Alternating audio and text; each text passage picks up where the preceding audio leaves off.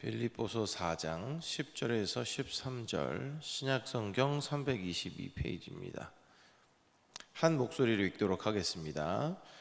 내가 주 안에서 크게 기뻐함은 너희가 나를 생각하던 것이 이제 다시 싹이 남이니 너희가 또한 이를 위하여 생각은 하였으나 기회가 없었느니라. 내가 궁핍함으로 말하는 것이 아니니라. 어떠한 형편에든지 나는 자족하기를 배웠노니 나는 비천에 처할 줄도 알고 풍부에 처할 줄도 알아. 모든 일 곧 배부름과 배고픔과 풍부와 궁핍에도 처할 줄 아는 일체의 비결을 배웠노라. 내게 능력 주시는 자 안에서 내가 모든 것을 할 수 있느니라. 아멘. 할렐루야. 오늘도 예배로 하루를 시작하는 사랑하는 성도님들의 삶에 하나님의 크신 은혜가 함께 하시기를 주님의 이름으로 축원합니다. 오늘 함께 살펴본 이 말씀은 바울의 대표적인 옥중서신 중에 하나입니다. 바울이 빌립보 교회 성도들을 향하여 쓴 편지인데요. 빌립보 교회 성도들은 바울과 매우 밀접하고 또 끈끈한 관계에 있었습니다. 이들은 그렇게 넉넉하지 않은 환경임에도 불구하고 그 형편 속에서도 수차례나 바울을 위해 그를 돕기 위해 헌금을 보내주었어요. 그리고 바울과 함께 고난도 받을 만큼 아름다운 믿음을 보여준 교회와 성도들이었습니다. 바울은 그들의 사랑을 받고 그들을 위해 더욱 기도하며 그들이 예수님 안에서 온전히 세워지기를 바라는 그런 귀한 관계를 계속해서 유지하고 있었습니다. 그러던 중에 바울이 이제 옥에 갇히게 되고 그 소식을 들은 빌립보 교회의 성도들이 헌금을 모아 그들이 목회자였던 에바브로디도의 편에 보내게 되죠. 그렇게 찾아온 그 에바브로디도를 통해서 빌립보 교회의 사정을 듣게 됩니다. 이에 바울은 그들을 위해서 편지를 써서 보내게 되는데 이것이 바로 빌립보서예요. 바울은 빌립보서를 통해서 많은 이야기를 하고 있고 많은 권면을 하고 있습니다. 분열이 아니라 화합을 이루어야 한다. 삶의 모범이신 그리스도를 따라서 살아가야 한다. 그러면서 복음에 합당한 열매를 맺어라라고 권면하고 있어요. 그리고 하나님을 통해 의롭게 됨을 받은 이들이 무엇을 바라보고 어디를 바라보고 어떻게 살아가야 하는 것인지에서도 권면하고 있습니다. 당시 로마 교회의 시민권을 가지고 그것을 자랑스러워했던 이들이 있어요. 그들에게 자신의 출신과 자신의 배경과 자신의 경험과 자신의 지식을 이야기하면서 그것보다 더 귀한 것이 예수님을 아는 것이다 라고 이제 바울이 말하기도 했어요. 특별히 오늘 본문 이제 4장에서는 바울은 그리스도인으로 살아가는 자신의 삶의 비결을 이제 이야기를 해주고 있는데요. 먼저 바울은 11절에서 자신이 어떠한 형편에든지 자족하는 법을 배웠다라고 기록하고 있습니다. 자족이라는 건 스스로 넉넉함을 느끼고 만족하는 자세예요. 그리고 신앙적인 측면에서의 자족은 모든 일과 상황 속에서 하나님의 섭리를 깨닫는 사람만이 자족을 할 수가 있는 겁니다. 어떤 상황에 있든지 이것도 하나님의 계획이겠구나, 하나님께서는 다 생각이 있으시겠구나 라고 생각하면서 그 상황을 받아들이는 거죠. 그래서 바울은 디모데전서 6장 6절에서 8절에 이렇게 기록하고 있습니다. 함께 읽어보겠습니다. 그러나 자족하는 마음이 있으면 경건은 큰 이익이 되느니라.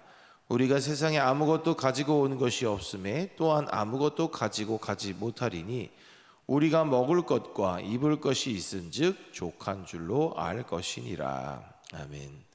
그는 이렇게 하면 자족을 하면 경건 생활에 이익이 된다라고 이제 기록을 하기도 했어요.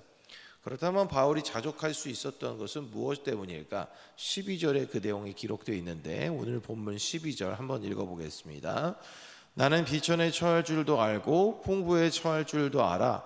모든 일 곧 배부름과 배고픔과 풍부와 궁핍에도 처할 줄 아는 일체의 비결을 배웠노라.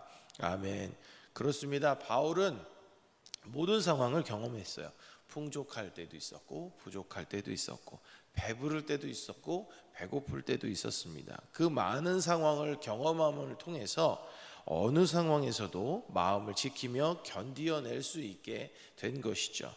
우리가 흔히 쓰는 말로 산전수전을 다 겪은 셈입니다. 어쩌면 바울이 이러한 일들을 다 겪은 것, 고린도후서 11장에 말한 내용이 그러한 자족을 배우고 그러한 삶을 깨닫게 된 것이 아니었을까 생각을 하는데, 제가 한번 읽어드리도록 하겠습니다. 네. 그들이 그리스도의 일꾼이냐 정신없는 말을 하거니와 나는 더욱 그러하도다. 내가 수고를 넘치도록 하고 옥에 갇히기도 더 많이 하고 매도 수없이 맞고 여러 번 죽을 뻔하였으니 유대인들에게 40에서 하나 감한매를 5번 맞았으며 3번 태장으로 맞고 1번 돌로 맞고 3번 파손하고 일주일을 깊은 바다에서 지냈으며 여러 번 여행하면서 강의 위험과 강도의 위험과 동족의 위험과 이방인의 위험과 시내의 위험과 광야의 위험과 바다의 위험과 거짓 형제 중의 위험을 당하고 또 수고하며 애쓰고 여러 번 자지 못하고 줄이며 목마르고 여러 번 굶고 춥고 헐벗었노라. 아멘. 바울이 예수님을 만난 후에 변화된 삶을 살아가면서 그가 행복하고 좋은 길만을 걸어갔던 것이 사실 아닙니다. 예수님을 전하는 모든 상황은 그에게 있어서 매우 감사할 일이고 매우 기쁜 일이었지만 그가 그 일을 감당함에 있어서 처한 상황은 전혀 그렇지 못했어요. 어쩌면 그는 예수님과 함께 가는 길을 택했지만 그 길은 좁고 험난하고 아무도 가지 않는 길이었습니다. 많은 사람들이 선뜻 집어들지 못하는 십자가를 지고 예수님께서 가셨던 그 길을 묵묵히 따라가며 예수님의 고난에 동참하는 것, 어쩌면 이전에 당한 것보다 더 큰 고난을 당한 것이 바울의 삶이었습니다. 바울은 이 모든 과정을 통해서 모든 것을 넉넉하게 이길 수 있는 일체의 비결을 배웠던 것입니다. 그는 모든 과정을 예수님과 함께함으로 예수님께 감사함으로 기뻐하였기 때문에 더욱 넓은 마음을 가지게 되었고 더 모든 상황에서 하나님을 이해할 수 있는 그런 마음을 가질 수 있었던 겁니다. 그러한 가운데 바울이 우리가 늘 이제 암송하는 그 13절의 말씀을 이제 기록을 하는데요. 이것은 바울의 진심 어린 고백입니다. 함께 읽어보겠습니다. 내게 능력 주시는 자 안에서 내가 모든 것을 할 수 있느니라. 아멘. 우리는 이 말씀을 암송을 할 때 내 삶의 모든 것을 이루실 수 있는 분은 하나님이야. 그러니까 난 모든 걸 할 수 있어. 어떤 가능성의 의미로 이 기록을 받아들이지만 이 내용은 단순히 전지전능하신 하나님께서 내게 능력이 주셔서 불가능이 없다라고 하는 그런 고백이 아닙니다. 바울은 현재 재판을 위해 로마에 와서 그 가택연금 상태에 있었어요. 어쩌면 죽음까지도 각오해야 하는 상황이었습니다. 바울의 이 말은 자신이 이미 모든 상황 속에서 일치의 비결을 배우고 하나님께서 나의 삶에 함께 하시는 걸 배웠기 때문에 그 상황 가운데서 내게 다가오는 이 죽음의 상황마저도 내게 능력 주시는 예수 그리스도 안에서 내가 받아들일 수 있고 이 상황도 이길 수 있음을 고백한 것이죠. 우리는 이미 읽었던 본문들을 통해서 바울이 당한 그 어려움들이 많았음을 알고 있습니다. 그런데 이제는 죽음의 순간을 느낀 바울이 이제 그런 고백을 한 것이죠.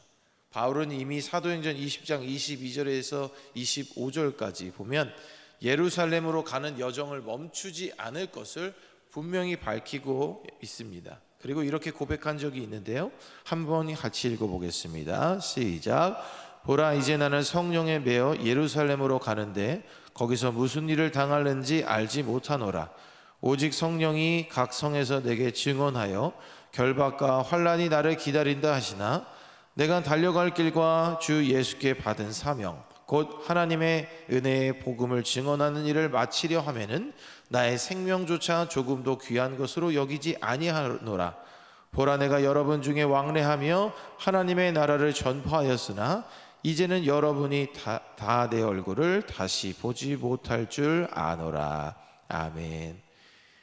바울이 로마로 오기 전에 이미 예루살렘으로 내려가면서 이제 이 사람들을 다시 보지 못하겠구나 라는 생각을 했던 거예요. 왜냐하면 이제는 마지막이 가까이 왔으면, 자신의 때가 가까이 왔으면 알았기 때문이죠. 그럼에도 불구하고 그는 예루살렘으로 갔고 예루살렘에서 붙잡혀서 가이사랴로 가서 2년을 갇혀 있다가 또 로마로 와서 2년을 갇혀 있게 되는 겁니다. 그 빌립보서 4장 13절은 그런 상황 속에서 바울이 고백하는 구절이에요. 우리가 잘 아는 대로 바울이 따라갔던 예수님, 그 예수님도 어떠한 상황에도 처할 줄 아셨던 분입니다. 환영받기도 하셨고 냉대받기도 하셨어요. 예수님을 대적하는 이들도 수없이 많았습니다.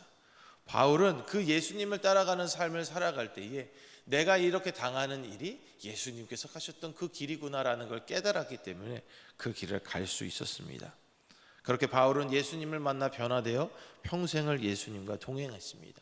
예수님처럼 살아갔고 예수님의 사랑을 전했고 예수님 위에 목숨까지 바쳤어요. 그가 말하는 그리스도인의 비결, 그것이 무엇일까? 바로 예수님 안에서 예수님처럼 살아가는 것, 그것이 바로 바울이 말하는 그리스도인의 삶의 비결입니다. 예수님 안에서 살아가며 예수님과 동행하며 예수님과 같이 살아보는 겁니다. 그럼 예수님과 같이 살아볼 때에 예수님처럼 생각하게 되고 예수님을 살피게 되고 예수님처럼 행동하게 되는 것, 자신이 그 삶을 통해서 모든 것을 경험한 후에 내가 일체의 비결을 배웠으니 내게 다가오는 죽음마저도 예수님과 같이 겸허히 받아들이며 끝까지 그 예수님을 전하는 삶을 살아가겠다라고 고백하는 것, 그렇게 예수 안에서 예수님과 살아가라고 하는 것, 그것이 바울의 권면인 거죠. 사랑하는 성도 여러분, 사람마다 정도의 차이는 있겠지만 우리는 상황과 환경의 영향을 많이 받습니다. 이 영향을 무시할 수는 없어요. 왜냐하면 우리가 사람이기 때문이죠.